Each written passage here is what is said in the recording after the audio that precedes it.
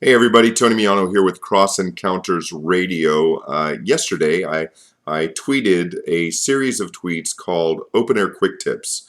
And I checked with some friends on Facebook, asked if maybe I should do a video series of these quick tips, and the response was pretty positive. So that's what I'm going to do. So Open Air Quick Tip number one is use hecklers. That's right.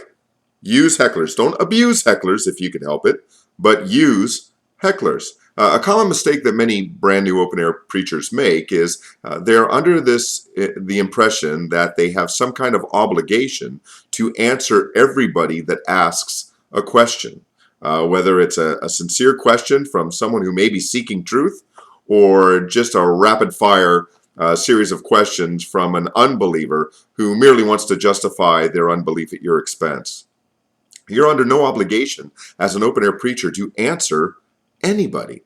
So instead of feeling like you have to answer everyone, use hecklers when you're open air preaching. What do I mean by that? Well, quite simply, listen. Listen to what's being said in the crowd. Listen to those who are mocking or scoffing or disagreeing. And when they say something that could possibly further the proclamation of the law or the gospel, then address it. Use it. You don't even have to call them out and engage them. You could simply say, I heard someone say in the crowd that there is no God. Well, my friends, whenever somebody says that, they validate what the Word of God says.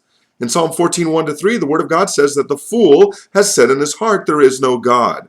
There are no such things as atheists, my friends. Romans 1 makes that clear. There are no atheists. There are only people, sinners, who suppress the truth about God by their unrighteousness because they love their sin more than they love God.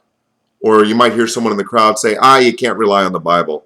Hey, you know what, friends? I heard someone say in the crowd that you can't rely on the Bible. And more often than not, people who say that have never actually read it. In fact, I bet if I asked that person who said that how many books were in the Bible, they probably couldn't tell me. And now, without addressing them directly, you're challenging them to engage. Or you're challenging others who agree with what he said to engage. And you'll actually hold your crowd that way. But you don't actually have to engage the heckler. So engage the hecklers when it's profitable for the furtherance of the gospel. Otherwise, ignore them. Preach around them, through them, over them. The most important thing is to get the gospel out. And that is open air quick tip number one.